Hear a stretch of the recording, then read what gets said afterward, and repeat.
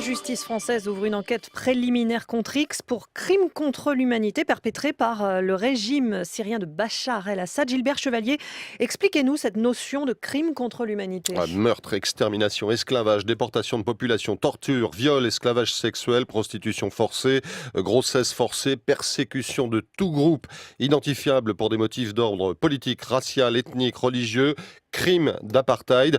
C'est l'article 7 du statut de Rome à la création de la Cour pénale internationale en 1998 qui établit une liste non exhaustive d'actes pouvant être qualifiés de crimes contre l'humanité en temps de guerre comme en période de paix.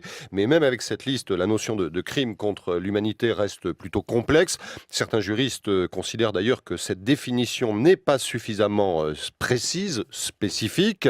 En France, le crime contre l'humanité est apparu dans le code pénal seulement dans les années 60.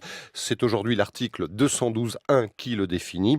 Les poursuites ainsi que les peines prononcées sont imprescriptibles. Et donc la France peut enquêter même pour des crimes commis en Syrie ? Alors a priori, les juridictions françaises peuvent enquêter et juger des faits commis par des étrangers en dehors du territoire français pour les crimes de génocide et de crimes contre l'humanité, c'est ce que l'on appelle la compétence universelle. C'est déjà arrivé pour le Rwanda, même si dans ce cas, le lien avec la France était plus évident. Il y a un pôle génocide au parquet de Paris, constitué de 2 magistrats. C'est lui qui est en charge de cette enquête avec l'aide des gendarmes de l'Office central de lutte contre les crimes contre l'humanité, les génocides et les crimes de guerre.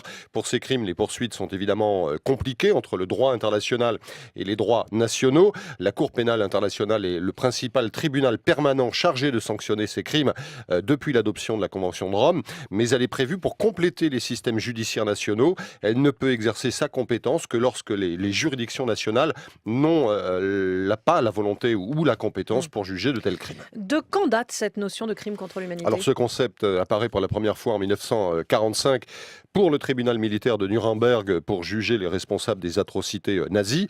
Mais selon les historiens, l'expression crime contre l'humanité avait déjà été utilisée en 1915 dans une note diplomatique au sujet du massacre des Arméniens.